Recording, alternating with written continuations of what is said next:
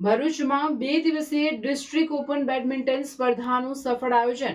Master sports academy ખાતે જુનિયરથી master category સુધી ખેલાડીઓએ દેખાડ્યો ઉત્સાહ.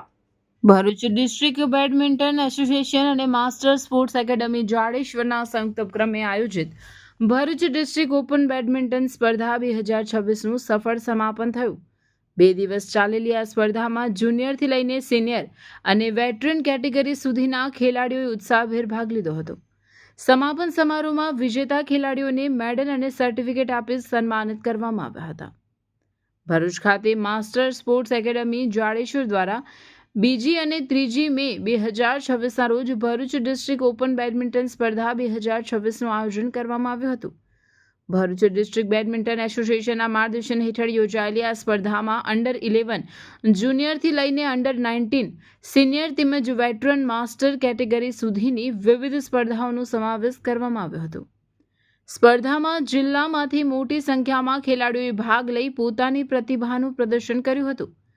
2 દિવસ સુધી ચાલેલી રોમાંચક મેચો બાદ આજરોજ પ્રાઇઝ ડિસ્ટ્રીબ્યુશન સેરેમની તથા ક્લોઝિંગ સેરેમની યોજાઈ હતી. સમારોહમાં ગુજરાત બેડમિન્ટન એસોસિએશનના વાઇસ પ્રેસિડેન્ટ તેમજ ભરૂચ ડિસ્ટ્રિક્ટ બેડમિન્ટન એસોસિએશનના પ્રમુખ નીતિન ચોકસી, એસોસિએશનના સેક્રેટરી દિલીપ ટંડેલ તથા નેશનલ GR1 એમ્પાયર અને Gujarat state level referee Jignesh Kumar Parmar ઉપસ્થિત રહ્યા હતા.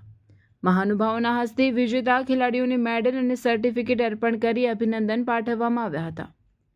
આયોજકો દ્વારા જણાવાયું હતું કે આવી સ્પર્ધાઓથી જિલ્લામાં બેડમિન્ટન રમતને વધુ પ્રોત્સાહન મળશે અને યુવા ખેલાડીઓને રાજ્ય તેમજ રાષ્ટ્રીય સ્તરે આગળ વધવા માટે પ્રેરણા મળશે.